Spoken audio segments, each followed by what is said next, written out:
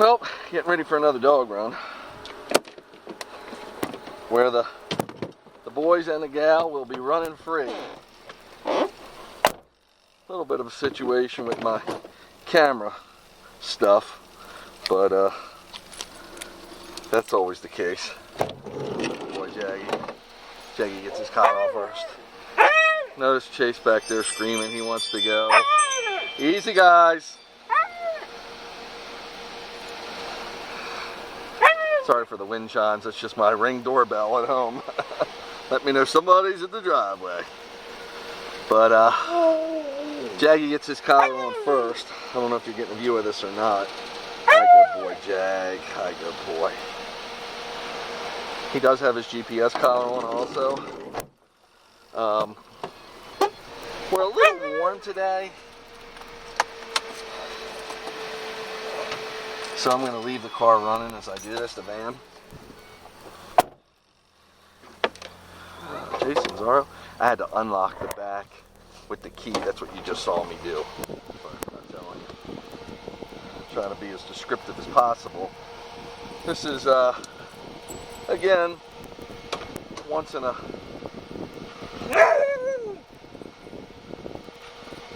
blue moon, once in a lifetime. Probably you're going to find someone that goes to the extremes I do to do the activities with my dogs. And as you'll witness today, there's nothing like the joy of watching a dog enjoy themselves. And truly living in the moment and just having the time of their life. I mean, all dogs are basically living in the moment. They can teach us humans a lot. But this is pretty cool. Stage Ace, pretty cool stuff. And I did want to mention, probably have mentioned before in my videos, that you might see a little boo-boo on Chasey's paw. That's because he's got like a cyst that is kind of like an ingrown hair, so we're going to get that removed. Kind of like a human would get an ingrown hair. Stay? No. No.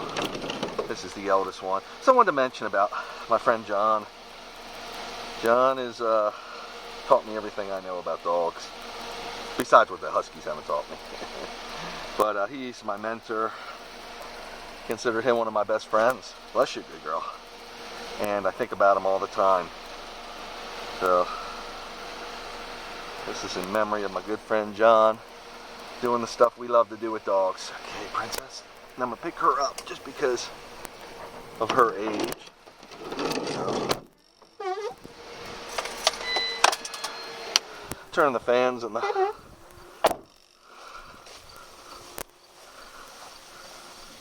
going to let her sniff for a minute while I start the cameras up.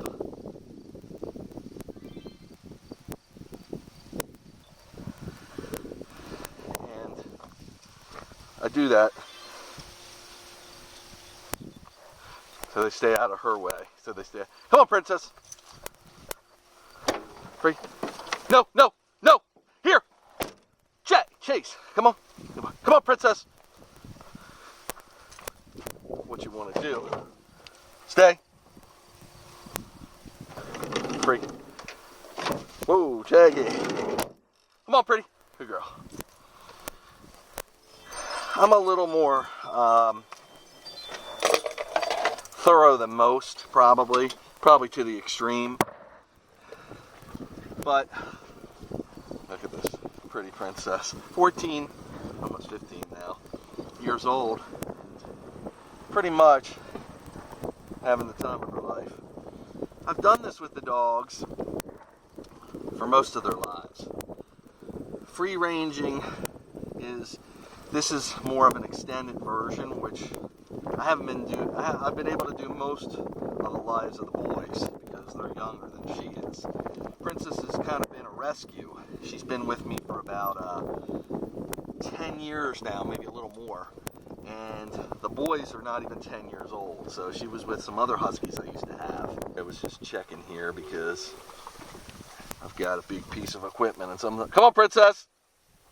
Sometimes. Chase! Ho! sometimes that equipment is occupied and working. By the way, cows are in the pasture on the hill there, but the dogs could get in there if they tried enough, so you'll hear me restricting them some with my voice.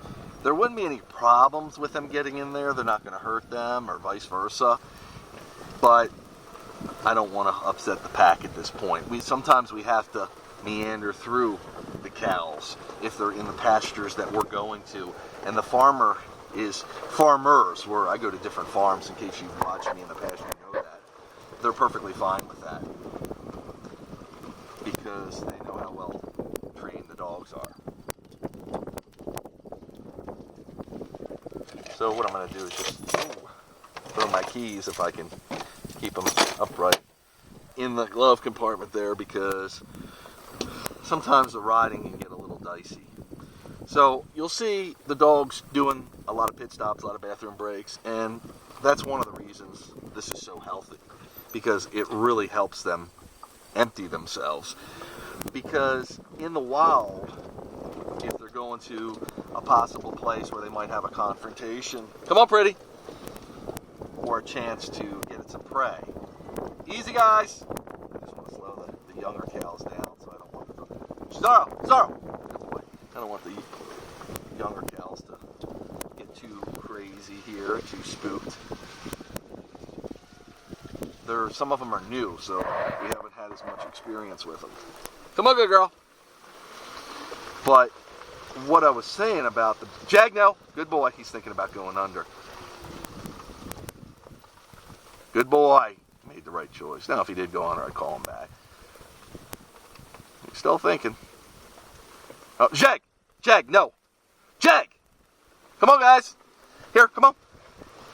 Good boy. He wants to roll in the grass that's next to the fence because the cows have put their scent on it, and possibly some other animals have been up against it. So he wasn't really trying to get in, but if he would have rolled enough and worked himself under, he'd have been like, okay, I'm here now. What's next? So that's why I direct him a little with the voice. You don't want to take all their fun out of it, because then what fun is it for them to come out here? It's just a training regiment. When the three of them, how cool is that, folks? When the three of them are together, Jag is usually the culprit for starting a problem. So what I'll do is call him off first. When it's the four of them, or when it's Chase and Princess, I usually call Chase off first. So I got my own regiment, and I'm sure everybody out there who has dogs knows their dogs well. That's why it's important too, and you know who's likely to do what. But every day, and I've been taught this many a times, they will surprise you with what they'll do. So expect the unexpected.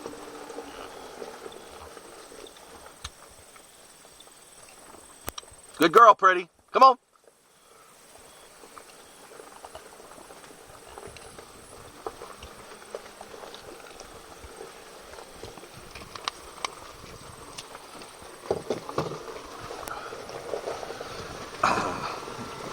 So as I was saying, now these are soybeans, by the way, to the left of me, which are dried up. They're getting, from what I understand, ripe for harvesting. And we've got some pumpkins. There's a pumpkin patch here, folks. Cool.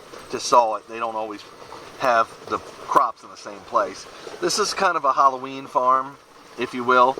They have hay rides, they have corn maze, they have pumpkins and all that stuff. So they're getting in the festival mode as Halloween's approaching. We're at about the 25th today. Come on, Jag. Good boy. So, good boy, Zorro. Chase. Come on, guys. Good boys.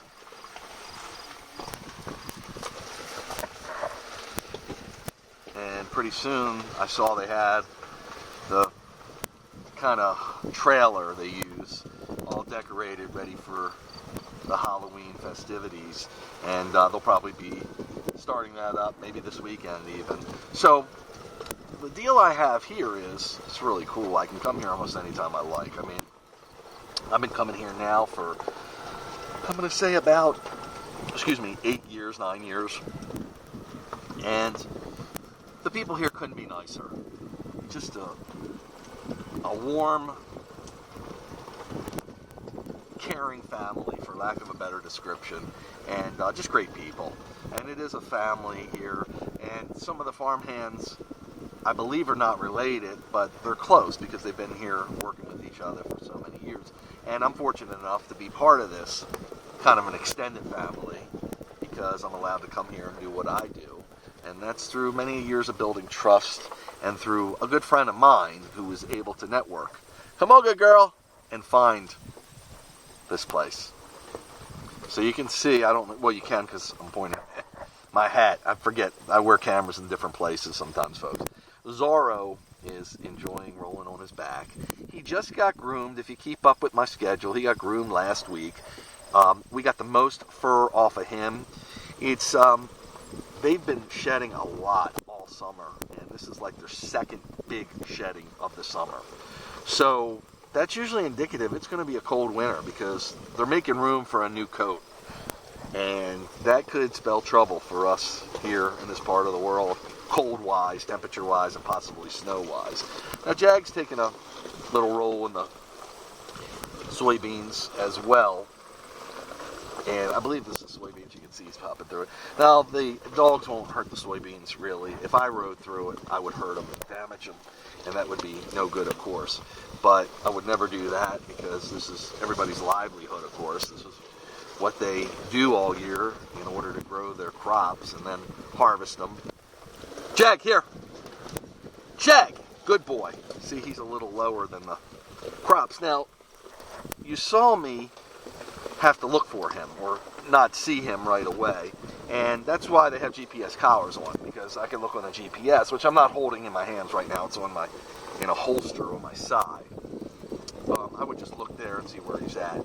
And I can, if he was out of range, which I'm usually not going to let him get out of range, but if something were to happen, he would be out of range.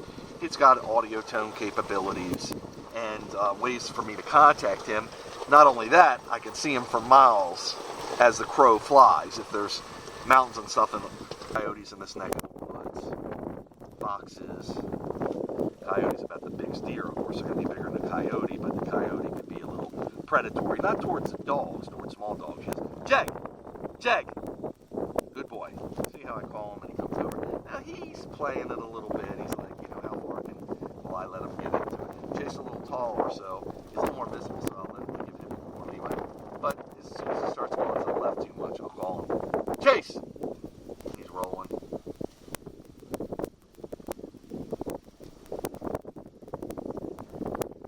Come on, Chase! Good boy. So you call him and he comes right up.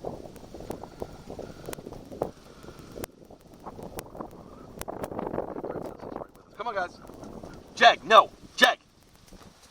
Jag, here! Princess has already called up to us. Jag!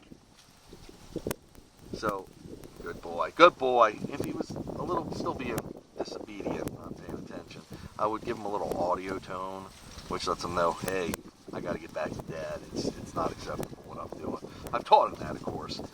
And lots of people will attempt to train Huskies with food. And reward and praise are great, but you can't really train a Husky with food. They're very prey-driven and very independent. Come on, guys! So once a distraction or something comes along that's a little more enticing than the food, which there's a lot of them, a lot of enticements, they immediately are say forget you and go to bed. So, Chase, no! So almost anywhere you go or any book you read will tell you never train a Husky, never take him off leash in a place where he can get out or wide open off leash. This place is not fenced in. There's elements of it. Zorro, good boy. Again, this field, they can go through it all they want. Those are houses that don't belong to this farm. They did it one time, the land did. But I want to keep them in my range. That's why I'm directing them with my voice. Zorro, no! So he stopped. Come on, guys!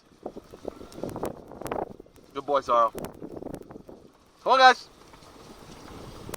Good boy, Chase.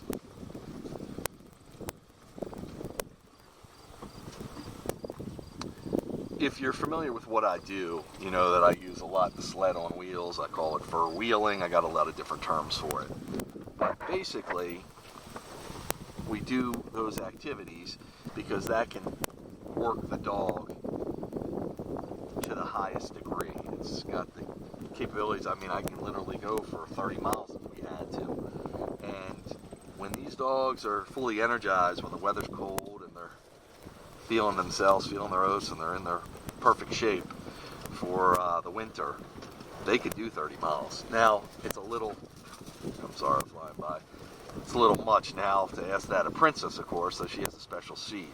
But I try, out on the trail, I try to get her anywhere from 2 to 5 miles when we go out. Now, during the summer, it's a different story. But I do work them in the summer. Work might be the wrong term. Come on. I put them on the bike and let them run with the bike. That might be a more appropriate description. And you can see that all over YouTube and all over my WooFDriver channels and websites. Easy, guys. Now we're going to take a turn down here. The farm continues to go that way. We're going to go this way. Different times, I'll go different ways, different times of the year, different times of the day, different conditions, etc. But this is the way we normally go. You can see that corn's really dried up. But again, I'm not a farmer. I've learned this being here. The more dried up it is, the more they get for it. The places that buy it from it, and this is animal feed corn. Come on, Jag. Jag. Jag, no, good boy. He's eating something. I'm sure it was just droppings from another animal, if you will. Something along those lines. That's what Jag does. So let him do it for a couple minutes. Princess! Princess! Princess! Here! Good girl. Now she's a little hard on the hearing. Whether it's... I hear a truck coming. I want to be sure they're not coming this way. Whether it's truly hard on the hearing or whether it's convenient hearing, yet to be determined, because she is elderly, as you know, almost 15, as I said. But with her stubborn nature and dominant behavior, very likely she's just ignoring me. But that's why she's got the GPS collar rolling with the audio capability, because she sometimes have to remind her that, hey, you got to do what Dad says. And my job, as you see, is to keep them all together, but still, again, let them get their fill. Not putting too many restrictions on them, letting them know the boundaries, and letting them run wild and free within those boundaries as long as they respect them. But for a husky to be doing this activity is essentially unheard of. And I'm so proud and fortunate to be able to share this time with them and give them this opportunity. I had to take a phone call in case you saw that, sorry. Whoops, so that's the Princess, and she's just humming along. She'll hit little bumps and divots in there, and she'll catch herself. Sometimes she'll actually fall. Not a big fall, she's close to the ground as it is, and there's not real deep holes here. But she's a trooper. You can see my tire tracks from coming here before. Now, again, wide open area. How cool is this? I mean, I just love it. Come on, Jag. What's the best part about this whole deal, I don't want to say this too loud, is that having access to this without owning it, I don't have to upkeep this kind of land, because of course that would be very expensive, but because it's used for other uses and farms make money at it, why not be able to take the dogs to, because they don't cause any problems. And that's what the message that I like to pass along to everybody. Stay, Zara. Come on, pretty. Because people have asked me, well, you know, I wish I had the land, but I don't have the land either. It's just that I went out there and networked myself, and because I don't even live, well, Maryland is a farming state. I live in Maryland, of course. This is in Maryland. I do go to Virginia too, but we're close to a lot of other states. Come on, pretty. But I'm not that close to farming areas. I ride about 45 minutes to get out here, but it's fine for me. I don't care where I got to go to get my dogs this kind of freedom. But people that want to do similar activities can probably find areas with large land used for other purposes like farming, whatever, that would be relatively safe to take a dog, and you might be able to make your own deal with a farmer or somebody who has land, even if it's temporary. You know, if they're going to develop land, and of course there's not construction going on, and you can work a deal out with the landowner, then that would give you access. Because unfortunately now, at least in more of the populated areas, it's hard to find a dog park. Well, dog parks, sorry, I have to listen, see if there's anything coming. A dog park's one thing, but hard to find an area where you can really take the dogs off leash and do an activity like this. See Princess, she's going right through the water. And that's so wonderful for her too. The water around here is all clean. I know where the springs are, where the water piles up when it rains, so I know what to look for to keep them from going in water that would possibly be toxic to them. That's another thing. If you do go to uncharted areas, on new areas, you got to learn it and see what's safe and talk to the people there, etc. Stay, guys.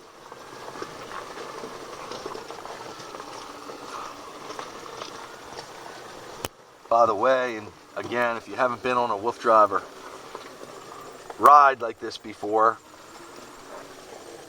I'm going to explain it to you that I'm on an electric ATV. So, electric versus gas, and electric cars are becoming popular now, so more and more people are familiar with them. I prefer an electric ATV, not only because it's green with no carbon emissions, or at least not like a gas-powered engine. Chase! Stay, guys. Stay. Stay. Jag. And the biggest advantage it gives me, Chase! Good boy. Again, don't want to have to yell at them too much or say their name too much, restrict them too much, but want to let them know I need them. Princess is behind us. Might be able to see her in my camera on the mirror. She's looking and taking her time. So with this low emissions vehicle, the best part of it is, at least again for what we're doing, what I'm doing, that it has virtually no sound. So I can hear, I'm on a working farm, if I need to hear the farming equipment, I can hear it. If I need to talk to the dogs, I can do that and listen to them respond. If one of them would step on something, which has happened before, and they yelp, I know there's a problem and I can address it. So it really, really helps. And there's no starting and stopping. I can pretty much just pull the brake and get out of it and leave it started the whole time. This vehicle is as old as I've been taking the dogs here, about 9 years old or so. And all my vehicles, I have a few of them because we go to a few different places, and it's really too much to take a ATV to every place. So I've been able to build my collection, if you will, over the years. And I have a few of them that I'm able to leave at the farm areas. I don't have to worry about gas. I just have to charge it. And it's so minimal that the farmers don't mind. WooFDriver Pit Crew people, we're working on planning a trip, one of our fur-wheeling bike adventures, for either tomorrow or Friday with the dogs, of course.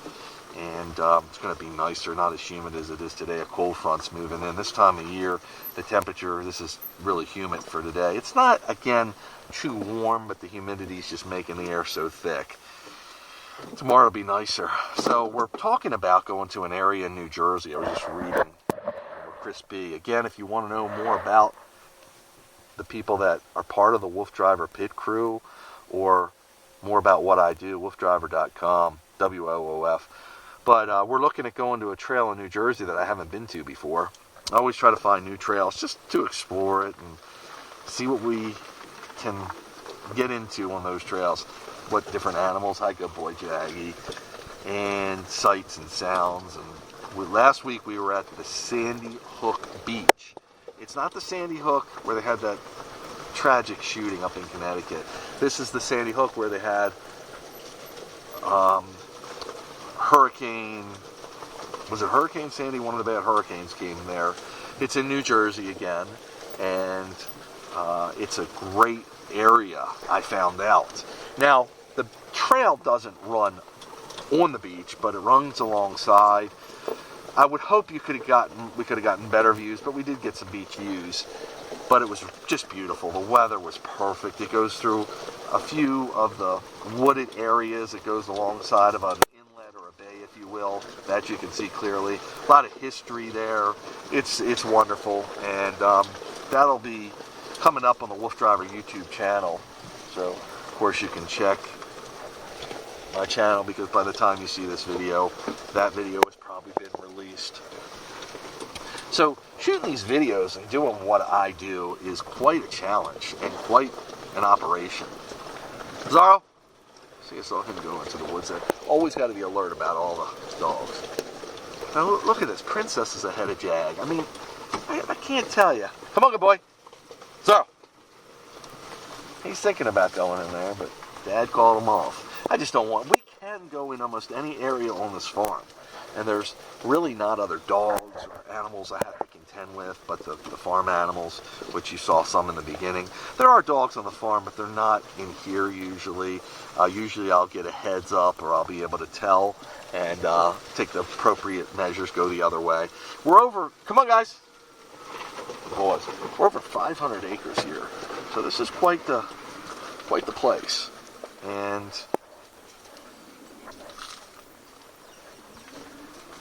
Now you can see Jag, he shortcut me, and that's what he does. Sometimes he hangs back to see where we're going. He doesn't have to expel the energy to keep up with us. He can just meet us. And sometimes animals will do that. You think, or people think, that they're lazy or they're not in as good a shape. The truth of the matter is, they're very intelligent. A lot of times they're letting their mates get tired out. They're holding their energy for when something shows up, a chance to hunt some prey. They're not going to hunt prey with me, but they might see a wild animal they want to chase. I don't let them chase it, but when the animal gets far enough away, they can ride or fly in the footsteps of the animal, not impeding the animal at all. It's a good way to get a little sprint in for them. So that's the excitement for them. That's what they do. They're hunters. So, taking a little breather here,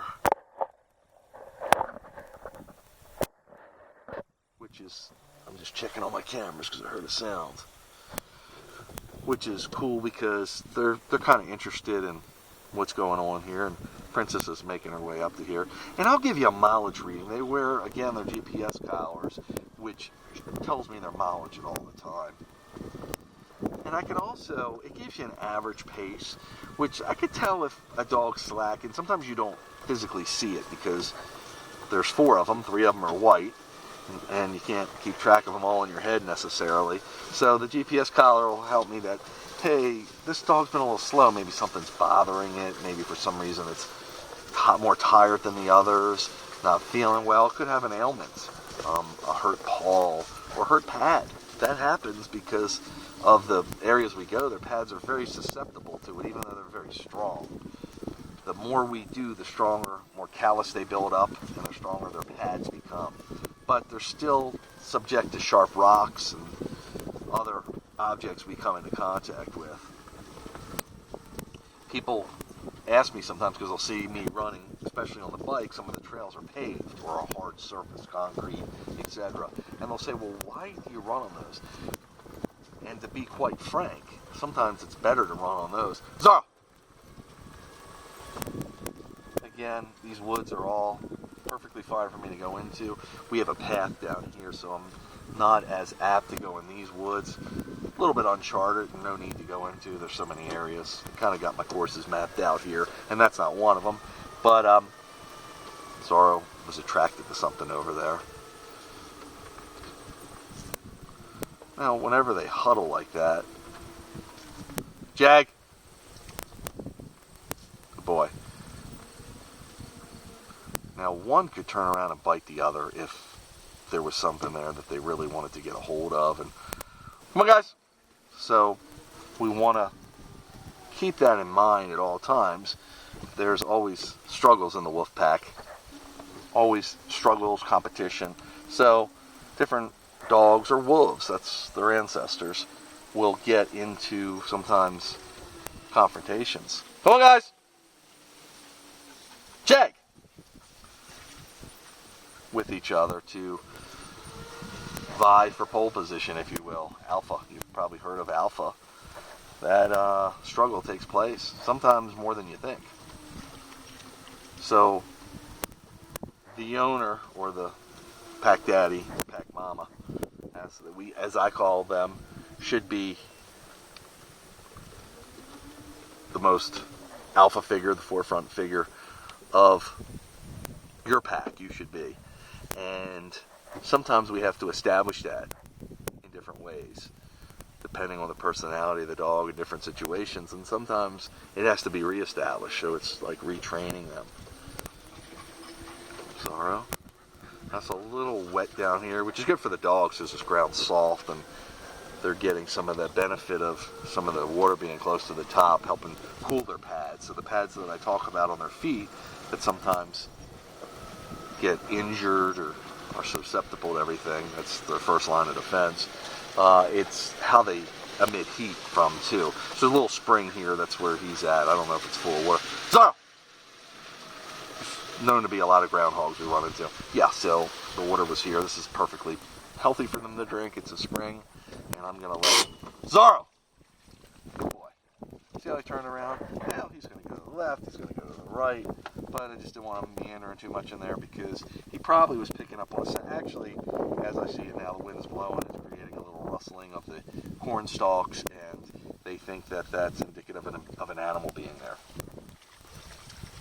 How beautiful is that? Zorro in the field, the green field.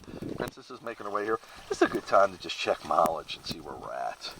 So the mileage meter right now shows about 1.5 miles. I just checked Zorro. And, we're pushing 1.5 miles. If you were with us the other day, Monday we did a ride. We did a run at the mill. And the mill is the very wooded, rough terrain area. We did 2.5 miles there, depending on which dog we're looking at. Princess is usually the least amount of mileage, by the way, just because she's keeping up with us, where the other dogs are ahead and they meander a little bit. I give them a little more leeway because I'm trying to let them zigzag through the trail to wait for Princess. So that's how they accumulate more mileage. Again, you know, I look at myself as running a dog team, basically, because we're always being adventurous and looking for areas to explore. Myself too, I'm interested in seeing all the areas that surround me, seeing as much of the world that I can see, and that's why we go to all these different areas, because it's so much fun for the dogs, but for ourselves too. And I'm talking about my team, the WooFDriver Pit Crew. We learn new things, see awesome areas. I'm sure everywhere in the world there's so many cool places around where everybody lives. Sometimes we neglect to explore them. We'll take a trip maybe across the ocean to see something that someone from another part of the world would take a trip across the ocean to see what's near us, and we might not ever explored what's near us. And all this going on, Dan is also a member of the WooFDriver Pit Crew. Dan the man, we call him. He's helping me clean the dog crates. So that's part of the regiment, you know. The dogs do have their own crates. They go to them to sleep a lot of times and to eat. I feed them separately. That's very important because this breed will fight for food, and they don't have to be hungry. It doesn't matter, but that's establishing their pecking order. That's what they do. So very important to keep them safe from each other sometimes. So I'm just trying to back up and give the camera a little bit of a better view. That's why I'm doing this. And you can see Princess, she's in the spring puddle, for lack of a better description. And the other dogs are not too winded. She's the most, because it's harder for her, and especially in the warmer temperatures.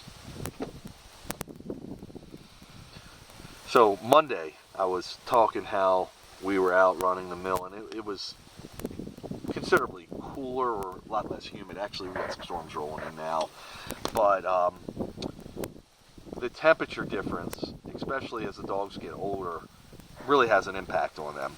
So Princess, being the eldest, she was just doing phenomenal with that cooler temperature, and today you can see she's, I'm not going to say struggling, it's just harder for her to work. Now, it doesn't mean she shouldn't get out there and do it. Jack tried to lay down in that water puddle. It was a little deeper than he thought, that's why he pounced up. But we should try to get them activity, because that's what they live for. They need to be challenged. This breed needs to be challenged, not only mentally, but physically as well. So, Jason's going to take a siesta. He's laying down.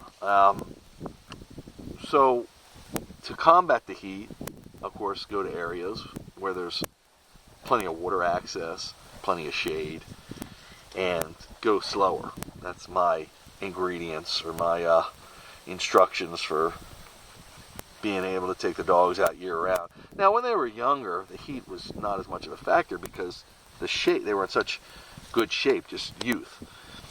And what I mean by that is, it takes a lot, because they're inefficient at cooling, so it takes a lot of energy from them to cool themselves.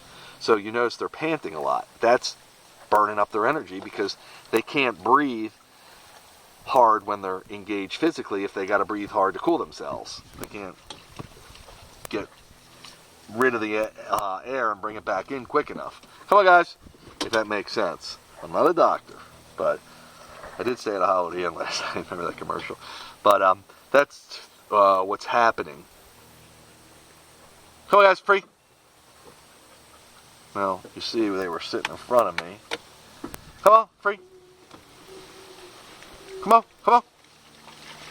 Sometimes when we first start up, they don't know what direction I'm going. They want to be with me because that's what they're trained to do, but they got to see how I'm going. And if I stand still, a lot of times they'll stand still, and they'll get into a position sometimes where I can't even move. They'll block me, essentially.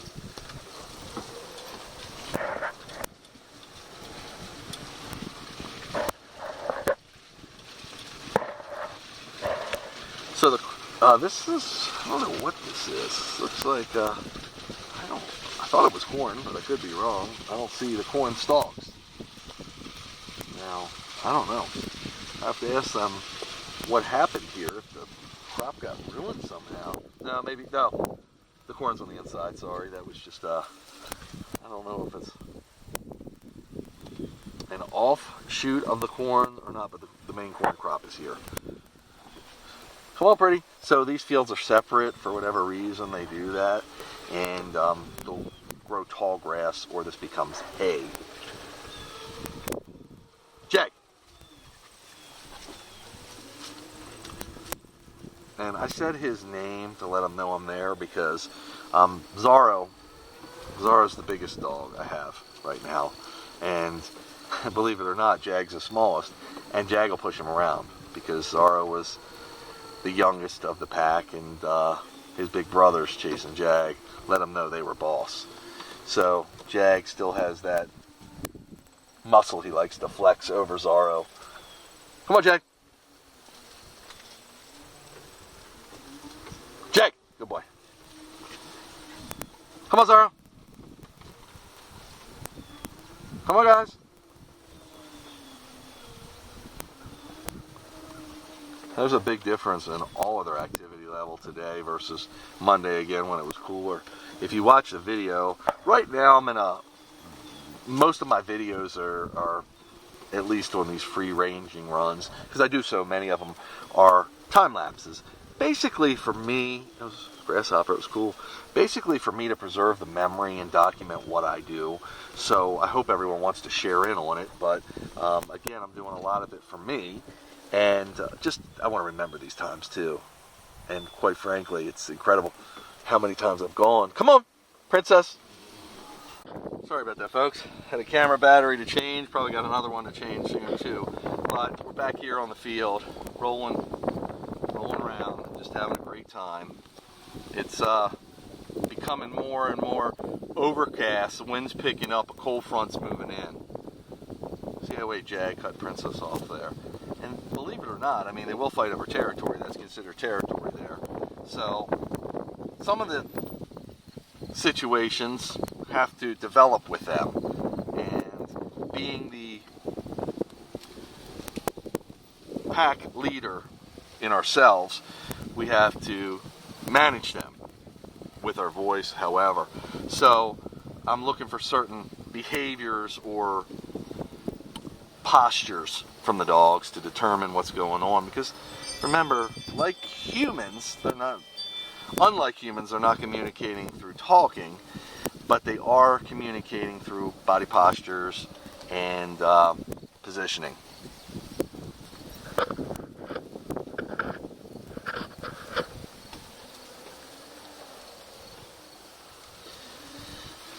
So what I was saying is, I document what I do to share with the world, but most importantly, of course, you know, I'm not getting paid to share this. I mean, sometimes you can make a little bit with YouTube and etc., but this is done strictly, for the most part, for my enjoyment. And I love to film things from different perspectives, especially sometimes I'll put the camera on the dog's collar, and I call it dog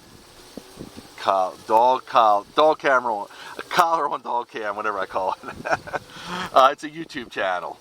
I'll get you the name. Sorry, I can't remember it right now. There's a lot of YouTube channels with WooFDriver, but I love, again, their enjoyment, their joy is my greatest thrill, and seeing that just really, really puts a smile all over my face and completes my life.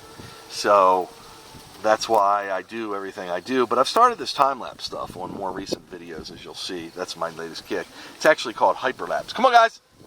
Zorro! So Zorro is standing a little in, which I don't like, because his tail, there he comes.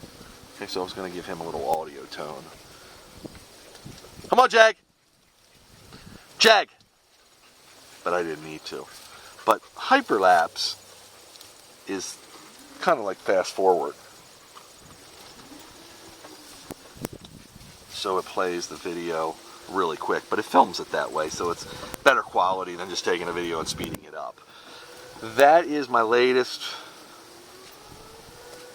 way I'm editing my films or doing my filming, because it lets me see the whole adventure in a quick synopsis. Because we're just taking our time, which some videos I don't mind taking 3 or 4 hours and watching, falling asleep to, or enjoying them laying on the sofa, relaxing with some of the adventures with dogs. But sometimes, you know, I just want to see what they're doing and how they're doing it. So the quick synopsis view is quite nice. So this rounds about. Now, the farm continues to the left, the farm continues to the right. What we're doing here is another farm in front of us. Some doves, it looks like. And I'm kind of dead ending here, and I'll go back the other end of the field. I'll give you a view of the boys and the girl. The girl's in the middle, that's Princess. Zara's on the edge. He's exploring over there, which is perfectly fine. And believe it or not, I think I just checked in with you on mileage, just to know that that mile was like, that half of the field was a quarter of a mile. Can you believe that? That's how huge these areas are, this area. Jag! That's cool. It looks like a dogwood, wild dogwood trees. Dogwoods are indigenous to this region. I see like the red stems. That's the giveaway. I remember, quick story, when I first got into landscaping my house and getting familiar with plants and what I wanted to plant and how I wanted my garden area to look, etc. I found a tree called a coral bark tree, and it's actually pinkish in color, and in the winter, the hues of the pink are just outstanding, red to pink. So this coral bark tree is quite remarkable. Now, they're not indigenous to this area, I don't believe, but they do well in the climate where I live. So they're just absolutely gorgeous, and their foliage is green. Come on, guys! Chase! But again, all the bark on them is pinkish and red hues, and in the winter they show off the most, and when it rains, because they become almost glossed, if you will. So really interesting, and I've taken that landscaping desire, urge, garden fixing up desires, and start evaluating all the plants in my area. Oh, here comes a beautiful butterfly, and got a new appreciation for everything. So especially like ferns. I've planted a lot of ferns, kind of live in the woods, a wooded lot, if you will, and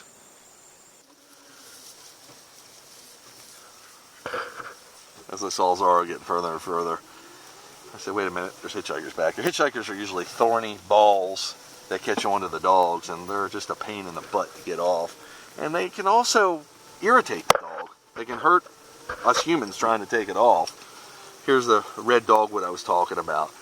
That's really cool. I mean, I never knew trees grow red. In my area, maybe in an exotic area in the rainforest or something. So I was pretty like, wow, that really grows here in Maryland? Come on, Freddie. See, just like that, she's sniffing at the tire of my vehicle. So, want to be sure, sorry folks, I got to turn this thing off. Want to be sure that she's not on it too far, where she could get her nose under the tire. So that's why, if I don't see the dogs, I have a visual, know exactly where they're at, I stop and look around. And usually they're close to the ATV. Look at Zara. He just stopped right in front to sniff. Also, they'll, come on Zara, free. Just sometimes stop in front and drop down and just start rolling around. But you can see they're all doing their own thing, which is perfectly fine. Only thing with Princess is when she stops like this, I want to make sure she continues on the right way. In addition to all I got going on working with the dogs, Melissa might be listening to this right now, is instrumental in making a lot of the stuff happen and bringing it out to you all, the fans, the viewers, people interested in what I do. And she's working on a book now for training we're working on putting out there. Come on, guys! So this book will have some insight on training and trying to let people have access to it through our YouTube channel. New subscribers and even people, old subscribers, will be entitled to a free copy. Just some basic principles on training, and I have a group, WooFDriver Husky Overload, and a lot of new Husky owners in there, and they have a lot of questions. Now, it's not just geared towards Huskies, but it's a good general purpose book for most breeds. The Husky, again, being one of the most challenging, and that's why the group's nice, is they can ask specialized questions, like, what do I do when this doesn't work? Because a lot of times it don't work for Husky, what they say in the books. That's where WooFDriver comes in. Come on, Jaggy!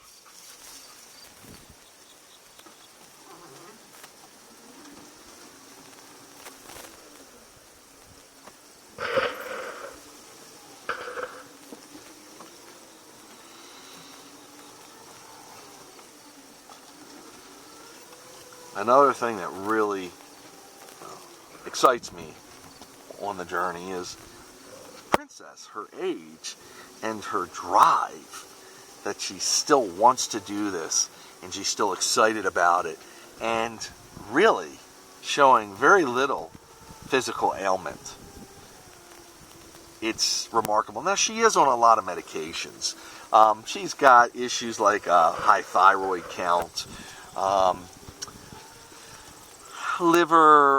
fatty liver tumors, stuff like that, and some arthritis issues, though not terrible for her age. So give her all kinds of things to make her more comfortable, to make these, I guess, diseases, for lack of a better term, very manageable. And modern medicine has really done that for humans, and it's trickled down to our dogs.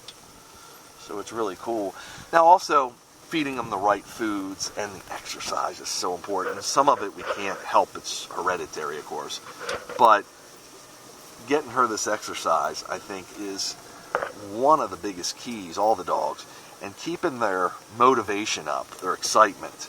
So with the Husky, you could take a ball and throw it, and probably 9 out of 10 Huskies don't care about that ball. If they do, most of them, 9.5 out of 10 of them, or 9 3/4 out of 10 of them, will play fetch a couple times and then be like, I'm done with that. So it's very hard to get them to engage in a game of fetch. So their energy is not going to get worked that way, and they're not going to get challenged. But doing an activity like this, or taking them on a bike, a sled on wheels, giving them competition amongst the other dogs, all of that contributes to them saying, wow, I'm going to do this. Not even thinking about it, just digging into their instinct, which pushes their buttons and gets them to want to go, and they don't even think about health ailments. They just go. And that's all part of what it's about, finding the motivation. And every dog is different. Breed to breed, yes, even within the breeds. Princess will play a little bit of fetch. Probably not, well, at her age, it might be enough to give her a little bit of a workout because she'll go back and forth a few times. But these guys who are younger, they're 8 to 9 years old, aren't going to, even if they fetch it a couple times, it's not going to be enough to really shake any energy out of them.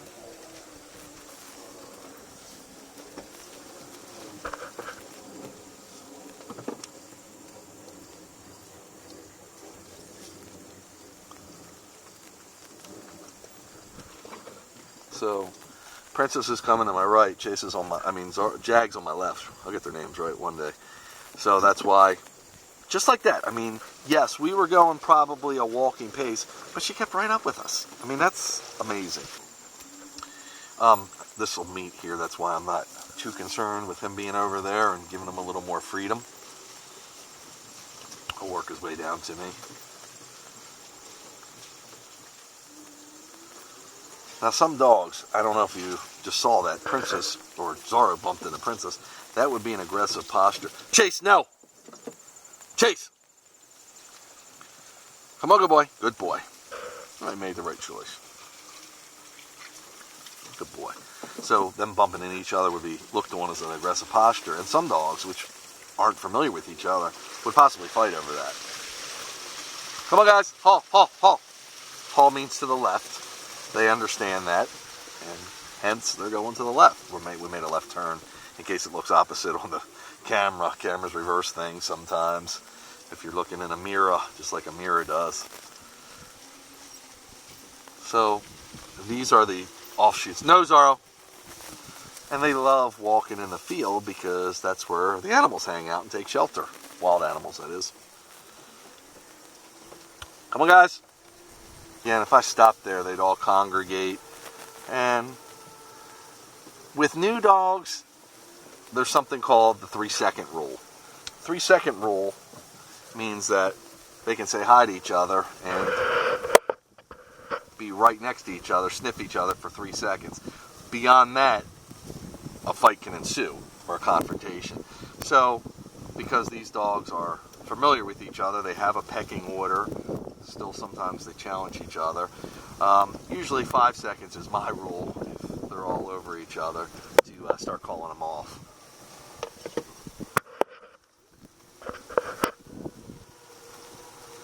So the 3 boys hang together a lot. Bird took off, and the dogs looked over there. Here's another one of those red dogwoods. The dogs took off. A bird took off, sorry, and because it makes a little bit of sound on the rustling of the corn here, because the corn's so dry. And the dogs were like, what's that? They heard it.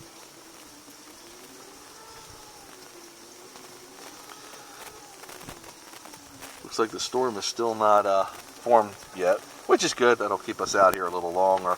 Only going to stay so long anyway, even if the weather does hold out for us, because tomorrow we might be on, as I was saying, a bike adventure.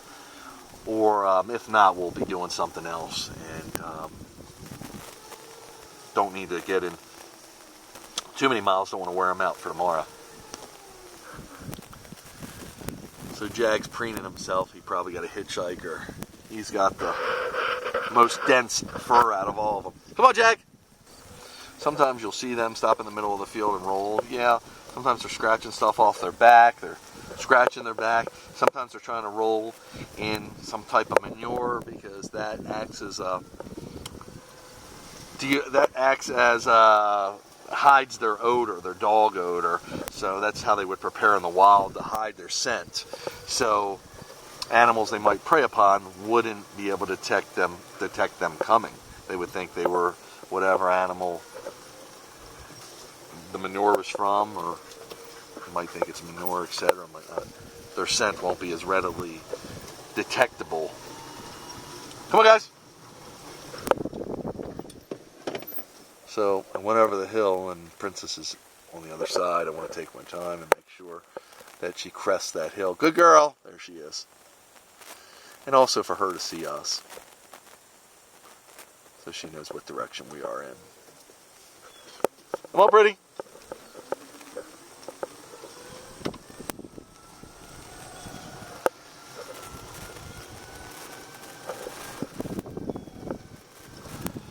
Again, this is on the other side of the other field that we just were in. This place is massive.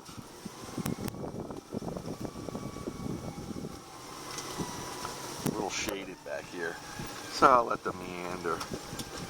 I don't see the thick bush like on the other side, so they can probably go through the woods here and not pick up the hitchhikers like they were on the other side, or like I was concerned they were. So we're taking a little break here. Jag's preening himself. Jag has the longest and most dense fur, so he'll actually get more stuff caught in there, more debris, and he'll spend a lot of time cleaning himself, as you see. Princess already started headed back, so usually I wait for her to be ready to head back. We're crisscrossing this field up and back, and she's looking back like, come on, Dad, let's go. Our next stop, we go to the rest of this field, and we'll go through the woods a little bit, and there's a nice stream that we get a cool down on. Zara? So that's where we're headed next.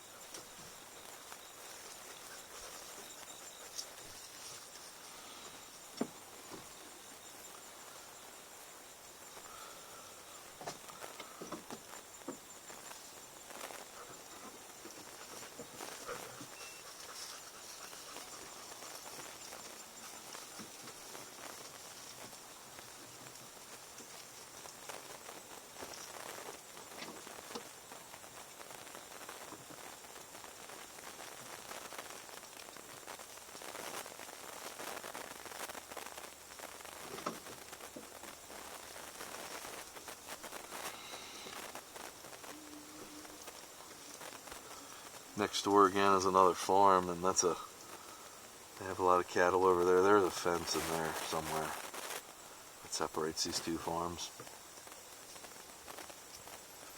The area we're going to go to now has been logged recently, and I wasn't even familiar with logging. Logging is where they cut down trees in a big area and take them and use them for the lumber. And the farmers... Jag was looking like something was running through, maybe some deer. No, Jag! Jag! I don't see anything moving, but... Come on, Jag! Something caught his attention. Come on, guys!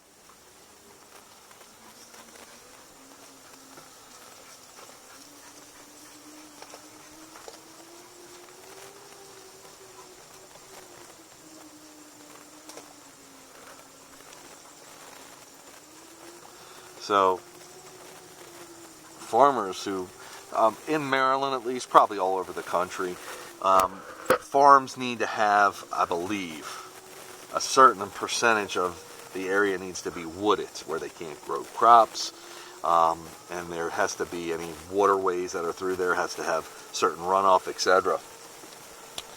They, I guess, let them log some of these areas, and they remain wooded areas, and take most of the logs out. That means most of the trees, and use them for wood. Come on, guys. Here. Chase. Come on, Jag. Come on, Zara.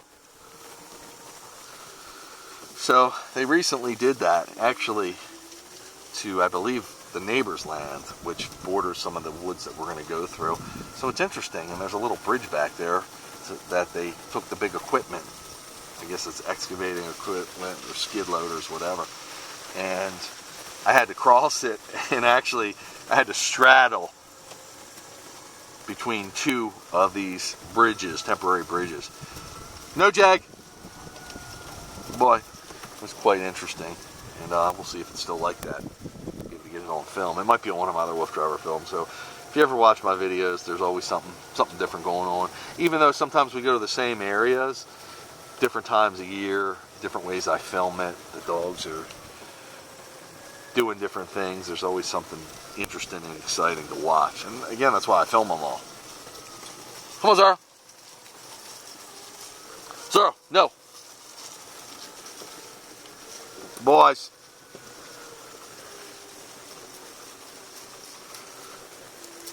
Boys.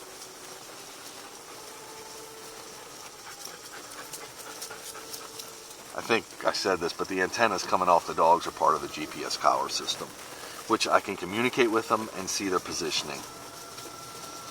Now, I don't need to see their positioning right now, but when they get into the thicket of the woods, or they get into the cornfields, whatever, they could go unseen for a little bit. And if they would take off, now, that doesn't happen, but who knows what could happen, so I'm always prepared. In addition to those collars, they wear a cellular GPS. There's a few different ones on the market at this time. They're wearing something called Link AKC, and it's, I would give it about an 8 out of 10. It's got some issues, but for the most part, it does the job that I need, which lets me know when the dogs are near me or near the base station at home, and lets me know their activity level for the day. Now, I've never had a dog run away, but if I did, it should be helped with locating them pretty easily. In addition, I've lost one of the collars, and that's kind of, Chase, no! Chase! You'll see this hut back here. This is for hunting purposes, and it is going to be hunting season. Actually, it's, I believe, crossbow hunting season now. I'm not a hunter. I don't like hunting, but I understand there's a need for it, and people do it. So it's what it is. So, and they do it here on the farm some. So I have to be cognizant of it. They're cognizant of me. They let me know. Sometimes people will come here and illegally hunt, and that's when there becomes an issue where we would report them to the farm hands, and they would take care of it. But they do have some stands and stuff set up in the different areas to do the hunting with. I like seeing the deer and enjoying their company. Come on, guys. Sorrel. Just like that, Princess is on us. I mean, she is really remarkable. Jag. Come on, guys.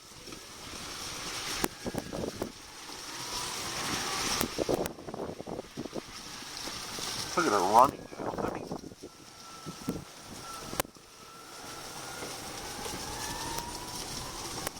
when I go faster, usually it encourages the dogs to go faster. Now, there was some kind of thing on the tree there, kind of like a counter, if you will. It might have been a camera, because the farmer probably wants to see what's coming through here. Now, they are concerned, in addition, they hunt also, but they're looking for coyotes, because the coyotes can bother their livestock. So they consult with me sometimes when they think there might be some here prowling the premises, and they want to know my outlook on it, if I saw anything unusual, whatever. And I've run into coyote here before. Now, the coyote won't mess with these dogs. They'll run from us, but we'll catch a glimpse of them here and there. Stay, guys. She's rolling now.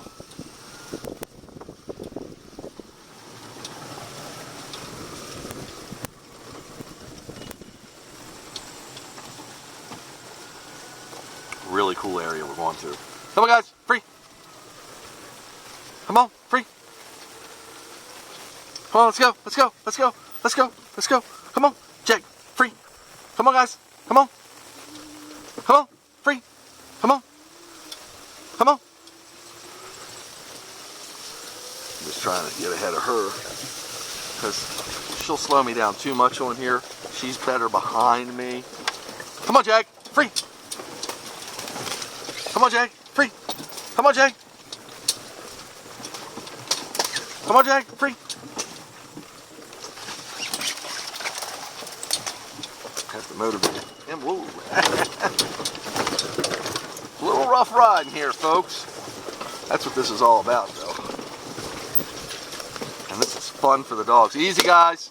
Now, this is not where they logged, but on the other side it is. Okay. Come on, Zara. Zara.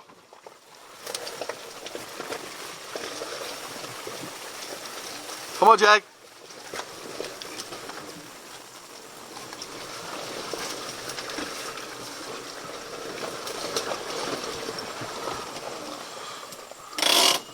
Stay. Oh. Just gotta make this so I can run over it. Good girl. So what you're about to witness here, oh, she's stuck. She'll get out of it. Come on. I'll get her out like this. Okay, go ahead, pretty. Come on, pretty. Come on. Okay. Was preparing for them to be a little upset with each other. Now, folks, this is not recommended for anybody at home. Don't do what I do, going riding over stuff like that. But that's how we have to traverse this area sometimes. And this area changes. Good boys. How cool is this? Good boys. All the dogs are down there waiting for us. And I'm wearing my camera because people be like, look at how she has to get through it. This is rough riding. I feel the unsturdiness of the ATV actually on here.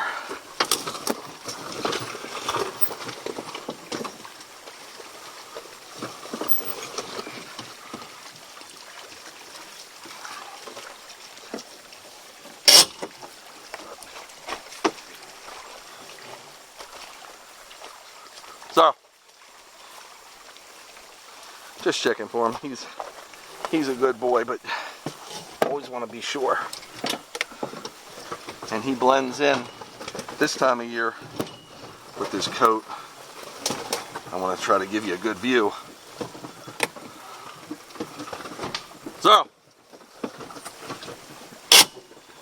So right now, folks, let you know that 2.61 miles. Actually, Zara's got 2.73. Princess actually has 2.61. She's got the least.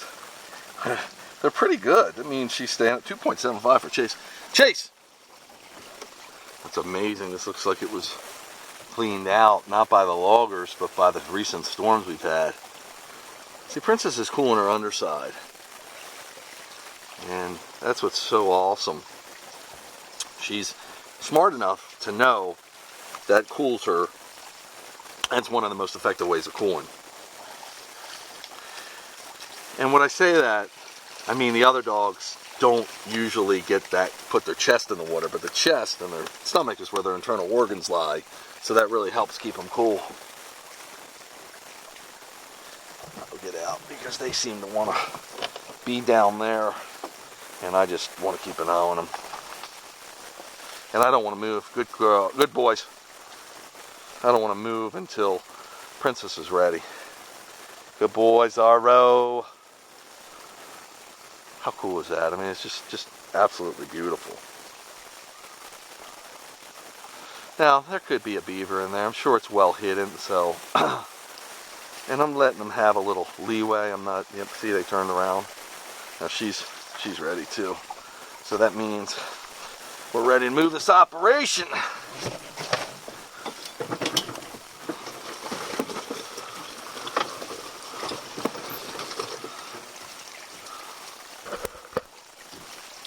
Good boys.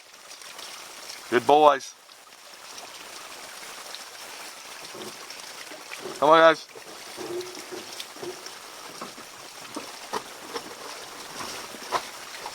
Now, I've got to go on the four-wheel drive here and actually low, because this hill is pretty steep. It doesn't look it because it's not very long, but it gets wet from the water and the steepness of it. As you see, ooh, we got some branches down that I may or may not be able to go by. You can see this is all log. Come on, guys.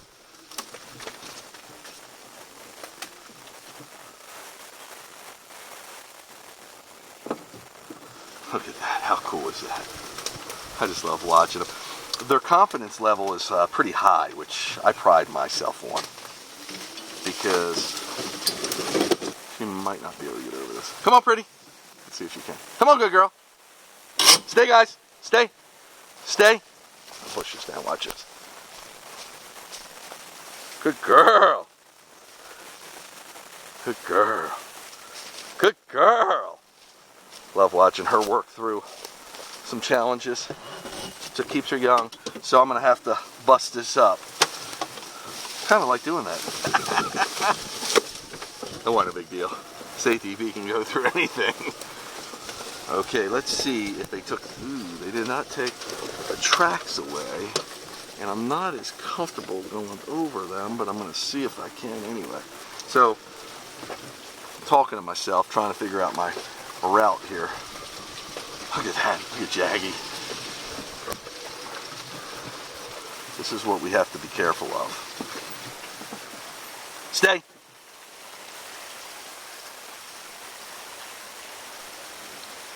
So I'm going to try to straddle this, folks. It should be fine, but I know it can hold me, put it that way. But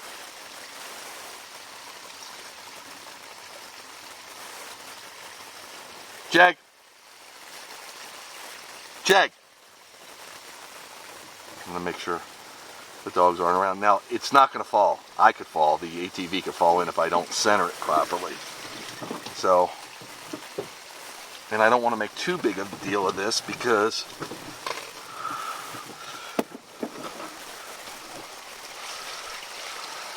yep, I'm centered pretty well.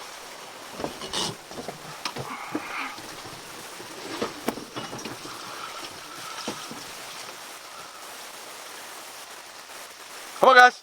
Free. How cool is that? Just in case I would bounce here. Not bounce, but if it's not perfectly straight, not make it over properly. I want the dogs to be out of the way. We won't get hurt, but the ATV could take it stumbling. And this is work, especially for Princess at her age. I am at four-wheel. This is a little, this could be a problem, folks.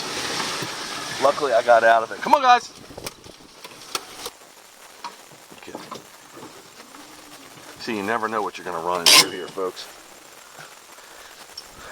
That's why it's always fun to watch my videos. So this erodes on a constant basis. The shape changes, how it flows. I mean, it's just wild, to say the least.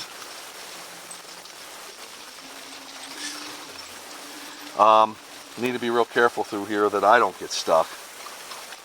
Love that. I could sink into the mud, because this is a mud base.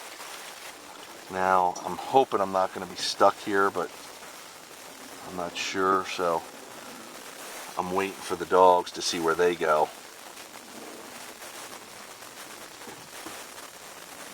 Nah, I'm not too deep. Should be okay.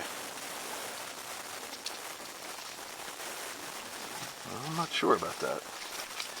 If I'm stuck, I would have to get one of my crew guys to arrange with the farmer.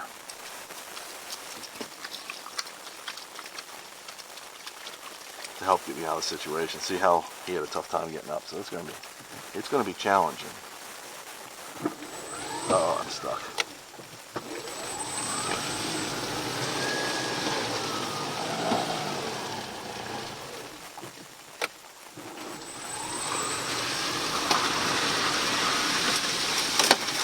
got out of it. Now I got to dry land. That's the most important part. So I can make it through here. And without the dogs being a problem. Perfect. That's what you call rough riding. R-U-F-F. Okay, Jaggy. How cool is this? So we're back in the wilderness, essentially, where Mother Nature's done its thing. Now, there was some logging done on the other side. This is all wiped out, I believe, by current storms. If you go back in my videos, this used to be a pretty grown area, overgrown area with brush, trees, etc. Now look at Jag. He's evaluating how he's going to get through this. He's got the power. He's just checking it out. He's evaluating the situation. I'm happy because I got through there. The four-wheel drive on this vehicle is lacking a little bit. It's not working as well as it should be, so we need to get a repair, but haven't had a chance.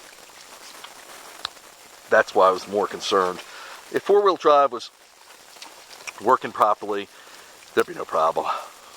But there was no problem anyway because I've handled it properly.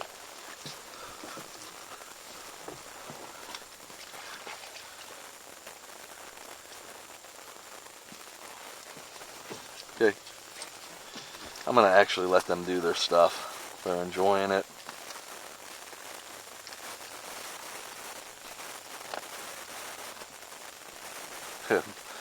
I hope my groomer doesn't see this video, or hope when she sees it, it's after the next time she comes, so she doesn't say, oh my gosh, my beautiful grooming job. As you can see Chase right here, those paws. He's knee deep in the mud.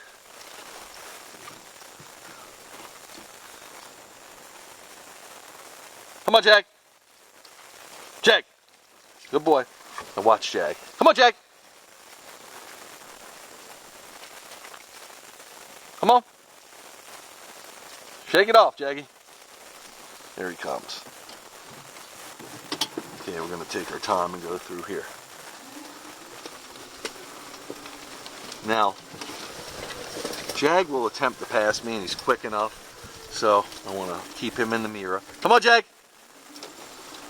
Princess is on my right. Chase is on my left with Zorro. Stay, guys. Stay. Stay. Come on, Jaggy. Chase. This tree looks like it was cut in half. Of course, I thought there was a bear up in there. You never know what you're going to see around here, so we're just taking our time, and most importantly, being alert, because wild things can happen at any time. Stay. So I'm going to chase Jag past me, and I'm going to pass Princess real carefully. Come on, Chase. Chase, free.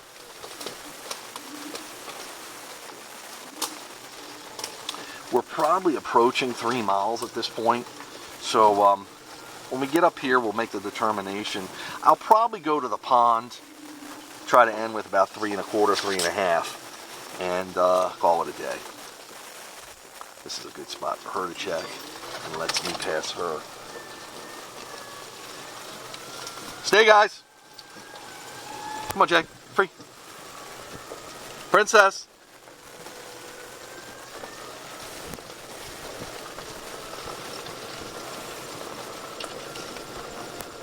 Come on, guys.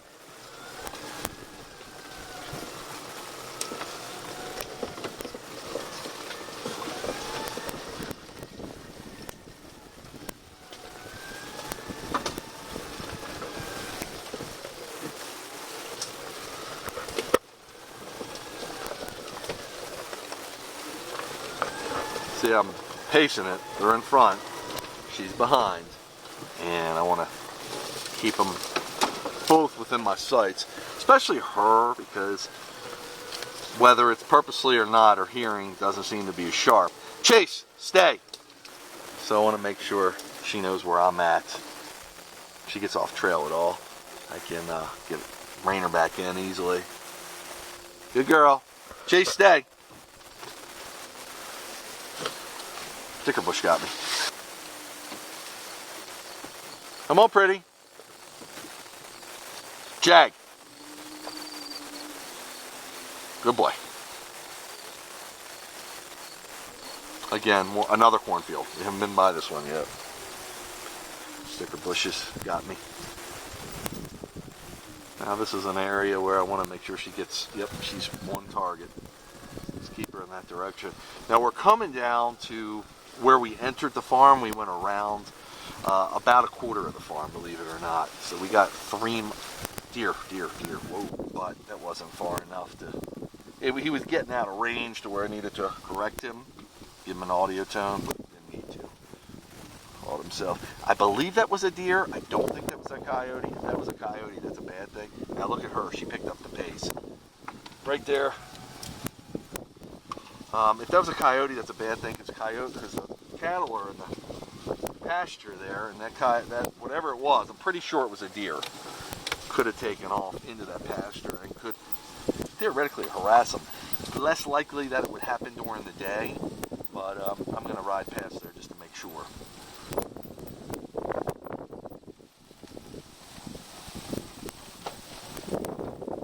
Beautiful. Come on, guys.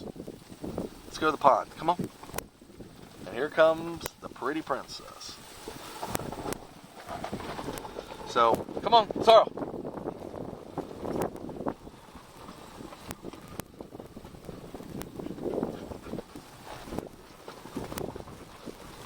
Here's the cows again. Getting a lot of young ones. I don't know if you consider them babies, but they're young. Some are babies, maybe. I see some smaller ones now.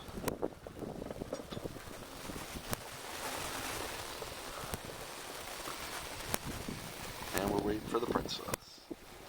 Grab a quick drink here, folks.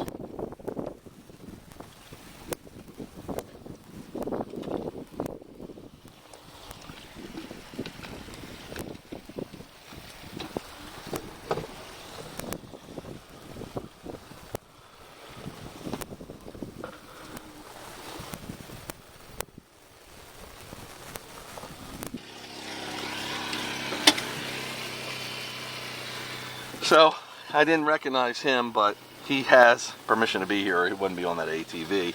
The dogs, I didn't command them because I had Princess in the back to be in a down position. I didn't enforce that. Come on, Jag. Good boy. Because I could see he was going slow, and I wanted to make sure not to be able to focus on Princess. And I knew they were staying to the side, so that's the way they're trained. But that went really well. People show up on you out of nowhere, and that's the name of FreeRanging. Come on, guys. Usually, especially with farm equipment and stuff, I'll grab them pretty quickly and make them stay in the down position. But because of the way that went down, it wasn't necessary.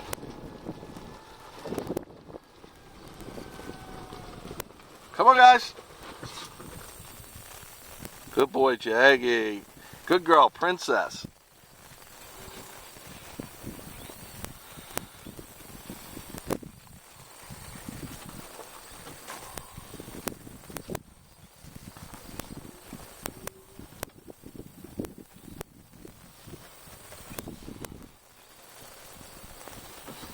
Come on, pretty.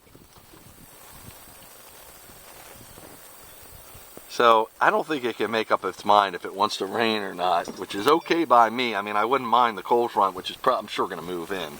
But the storm, I thought, was going to accelerate it. Stay, Chase! That earlier in this. Good girl, Princess. Oh, look at her running. I got to show you this. How cool is that?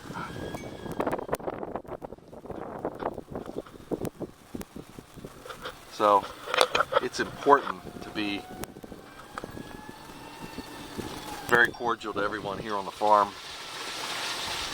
As I said before, I'm not a hunter and don't like it. I understand the need for it, but it's not something I really even enjoy to know about. But I have to let the people know that whatever they do, this is their area. Hey, Chase, no! How beautiful is that, though, by the way? Stay, stay.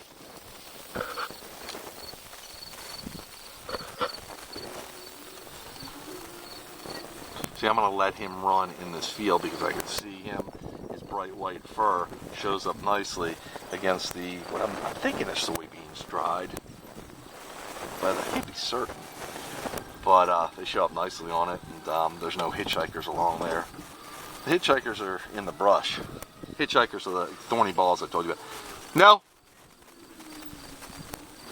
I don't know what this is. This is something new they just added. We've seen eagles up here. That wasn't an eagle. It was more light. Well, I just felt like I was getting stung. Which I've gotten stung through my clothes before. I don't know what that is, really. Come on, Jake!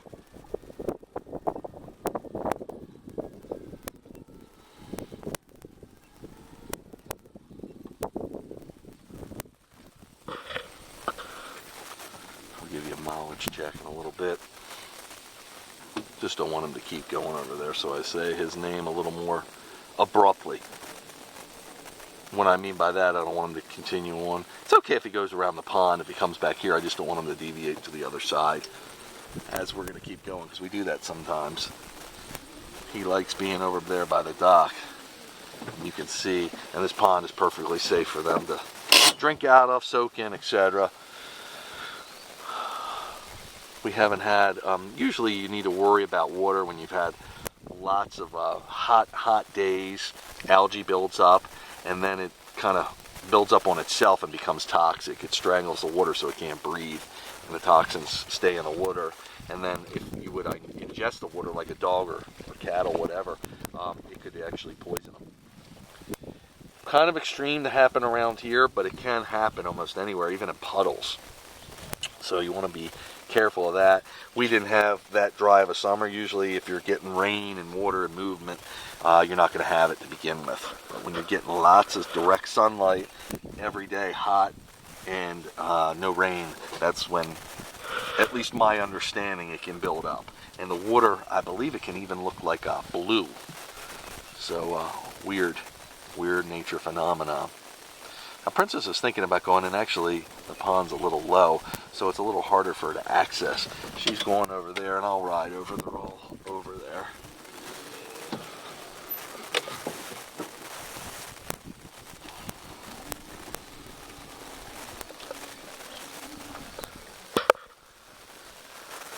Making sure we're still recording here. I think we are, but I want to be sure about that. Huh. I guess I could check the front of the camera. Yep, we are. Got some interesting video footage going, and that's why I'd like to make sure it's going right. Nothing like getting home and saying, the recording didn't go right. Now this is weird because they had a fire pit here. Looks like they moved it. Huh. They chase on top of the deck.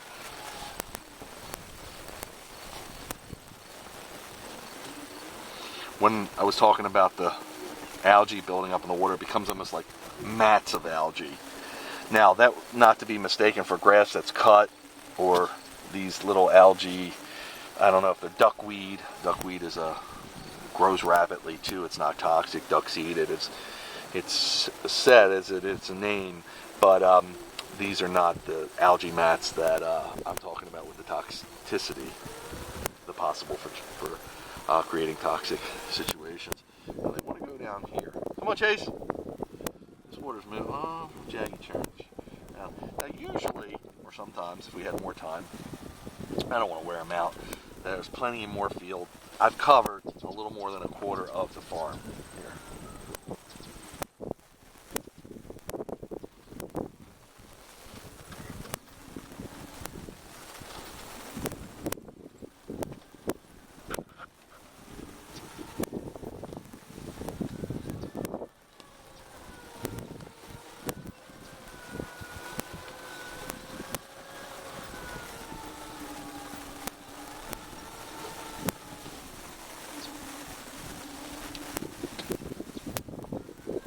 Chase.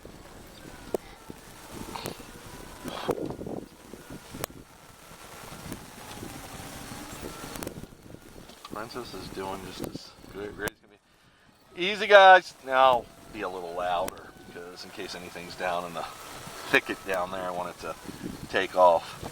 Chase doesn't catch up with it. It's usually smarter than that, but if it hears my voice and knows the direction it's coming, Chase is going to be pretty quiet when he comes there, but I'll be his mouthpiece, essentially. Easy, Chase. Easy, Chase.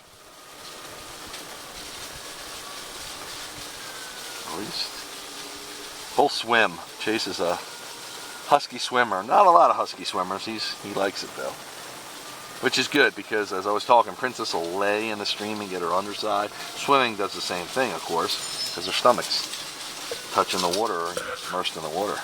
Go on, pretty. So now, let me do a mileage check for you real quick. Mileage says 3.5 miles. By the time we get to the van, we'll have almost 4 miles, 3 3/4 at least. So, pretty good day. And that's, folks, a little bit more than a quarter of the farm. If we ran this whole farm, and some days in the cold, we'll come out here and do it. In fact, you'll see me on a bike-like snowmobile called a Snow Runner, built by the Chrysler Corporation in the 1970s. There's a couple videos of me taking it through these fields with my dogs, FreeRanging. Totally different experience. That's when the white dogs melt into the landscape. You can't see them, they blend in so well. And Zorro sticks out like a sore thumb because he's dark. So during the warmer months when there's no snow on the ground, he camouflages and the white dogs stick out, and when there's snow on the ground, it's reversed. A little bit of trivia there for you. Stay, guys. Stay. We're just waiting for Princess. There's a hill here. And again, I don't like to crest the hill unless I know where she's at. So when she makes it over the hill and I can see her and the dogs at the same time, that's when I'll start proceeding.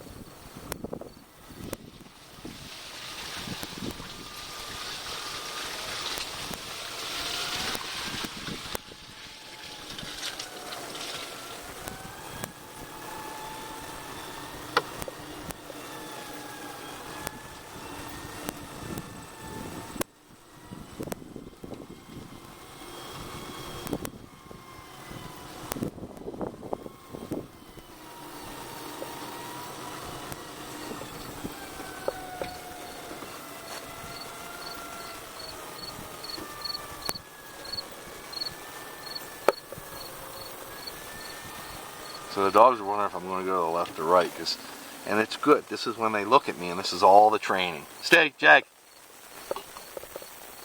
Come on, pretty. I'm listening for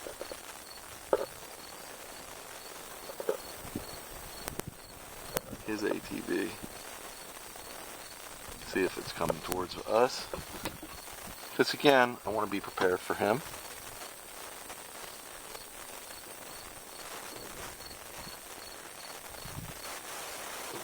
Come on, guys. Pretty.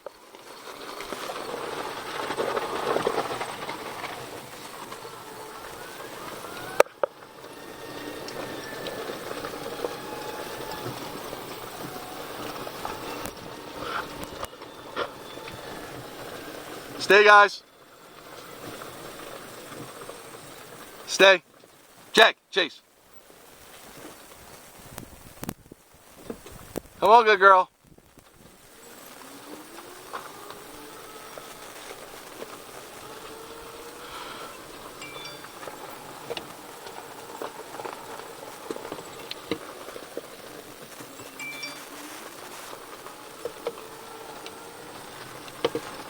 If you hear my phone clicking, that's part of that Link AKC collar system where I was telling you it's a kind of a cellular-based GPS. Stay.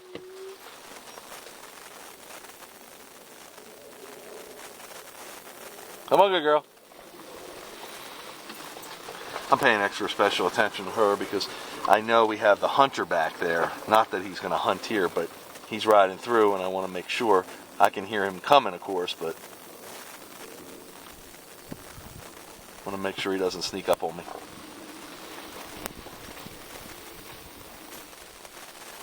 Come on.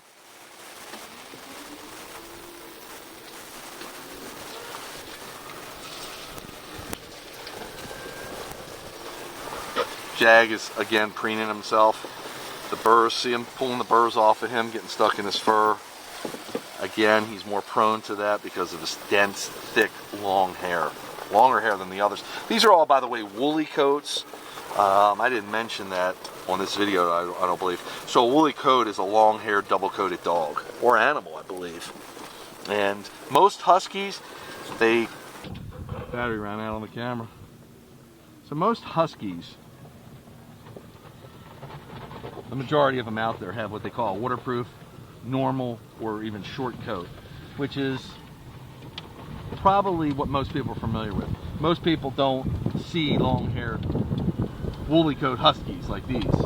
They're more of an anomaly. They're a little bit rarer in the wild because they're Chase. These woolly coats, though they look like they'd be warmer. Stay. They're not as manageable because they mat so much. Princess, come on. And because in the winter, actually, when precipitation happens, whether it's snow, ice, rain, it gets into their coats and starts weighing them down because of the long hair. On the shorter hair coats, stay, Chase, it falls off of them. It doesn't stick to them as easily. So the long hair is really more of a hindrance than a help. Chase, stay, good boy. Again, coming to a hill. I don't want to crest it without having a good eye on her, especially with the gentleman on the ATV behind us. I don't hear him, so he's probably far away, but Chase! So, but the woolly coats are some of the most attractive looking because they just, to me, they look so wild and exotic. So these guys are all woolly coats. I've had regular short-haired Huskies as well, and I can tell you that these are about 100 times harder to take care of. Again, I'm gonna make sure there she is. Got a visual on her. I started the car to pre-cool it down.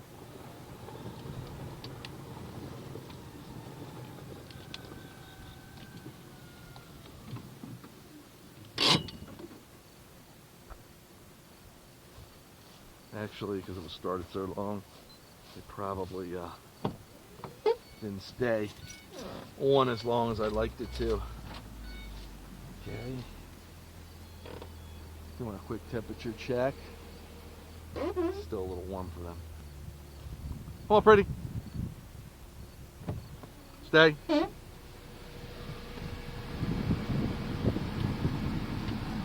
Stay. Come on, guys.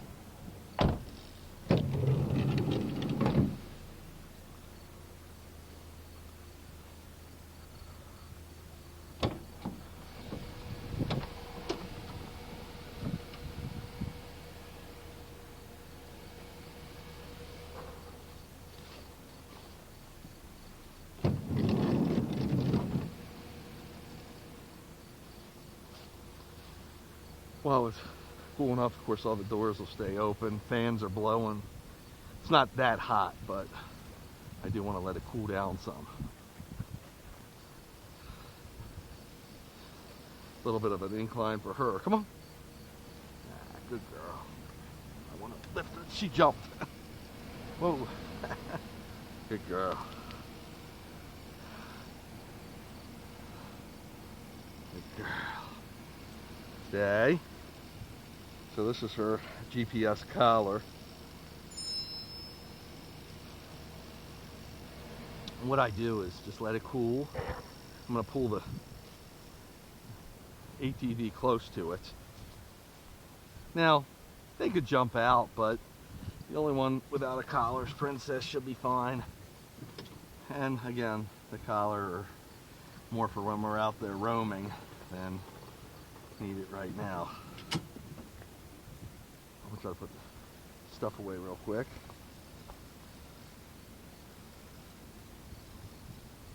I'll keep you with me through the technical part here. It's part of the art of this as well.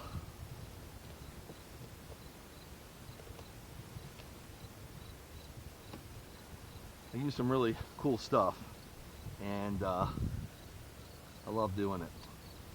As I said, it's funny because here I've got in order to control this spinner, I actually have to take it off of Bluetooth, because everything today is controlled by our phones. So I guess most people are aware of that now.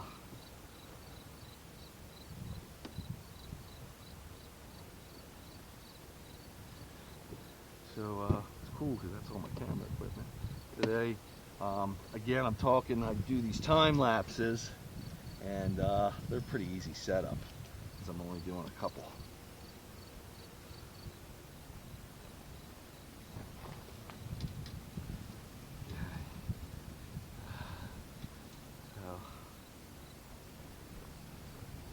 Now, being as unorganized as I am now, I'm kidding. For this stuff I need to be extremely organized because there's so many pieces and parts, and it's so easy to lose this equipment, and that becomes expensive replacing it, and not only the expense involved in it, all the time it took to figure everything out, get the right equipment, and then all of a sudden you don't have it. You have to start ordering it again, and some of this stuff, folks, believe it or not, is kind of one of a kind. Not one of a kind, but custom made. Not by me either, by companies, individuals I find on the internet. A lot of the supports I use are made for photography, but it's for lighting, and it's custom made. So I haven't been able to locate a manufacturer that makes it, so I've built my collection over the years. Just making sure this collar's off. Now my controller will tell me if it's off. Oh, this is still warm. So, and it was. I just couldn't see it clearly because of the sun.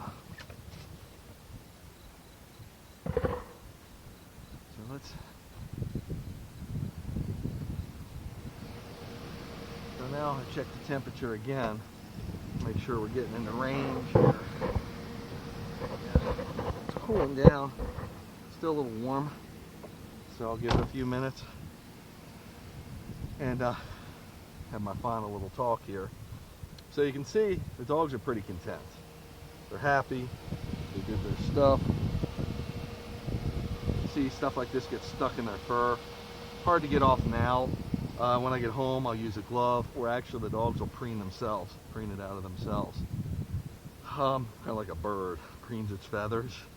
I think that's the way that word's pronounced. It's pretty interesting though. That's what I call them doing. So you can see Princess has got her head out the window. She's very happy. And this is just a beautiful area. The sun stayed out.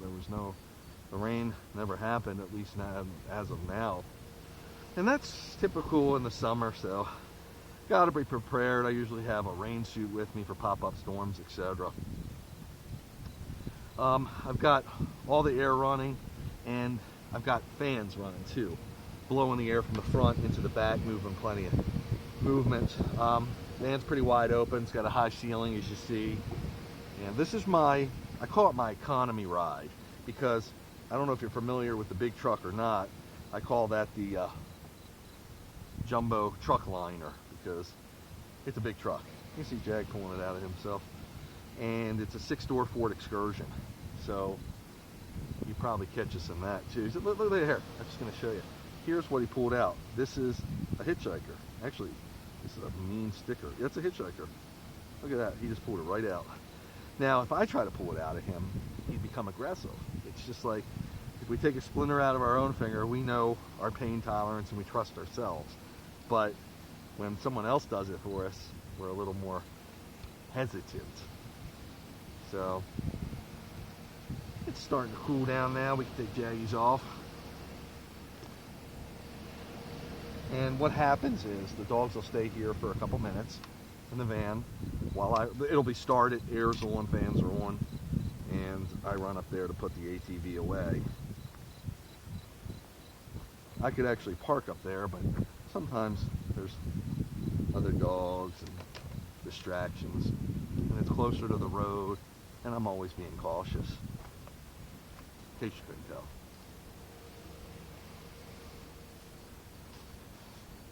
Okay, pretty. Check the temperature one more time. We're dropping way down.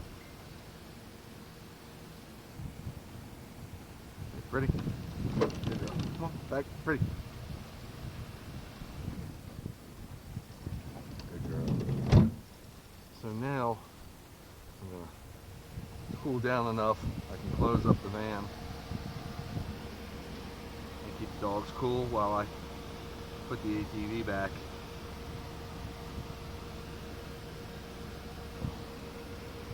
I'm going to pull these collars off. And of course make sure they're turned off so they're charged for the next outing.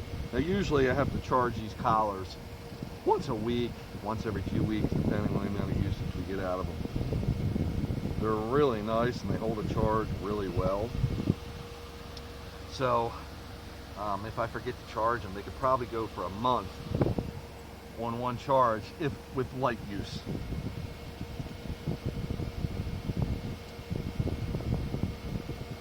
You'll see Chase is a little bit different size. His neck is so small, I feel it's a little more comfortable. They make a small one, and that's why he's Zorro, come on, good boy. And I do that to make him stand up, because when he sits down, his leg falls in the doorway. Oh, by the way, mileage-wise, 3.8 for Princess, 3.7 for Jag. Wow. Yeah, less than her. 3.96 for Zorro, and Chase with 404. Wow. She went further than Jack. She's a pro. That's my girl, as I like to say. So, all this goes inside. It's all part of the dog collars, filming as well, process, equipment, etc. This will all go in here.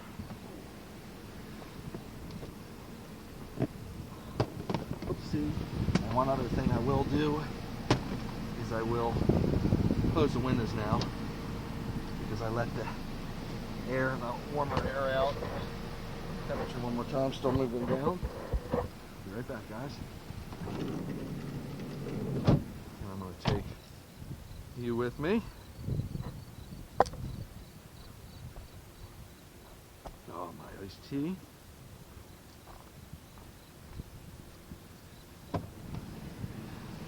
And actually, I'm going to turn off the camera here because I think I'm running out of card space. So that's a wrap, folks. Hope you enjoyed the ride. This is the WooFDriver signing off.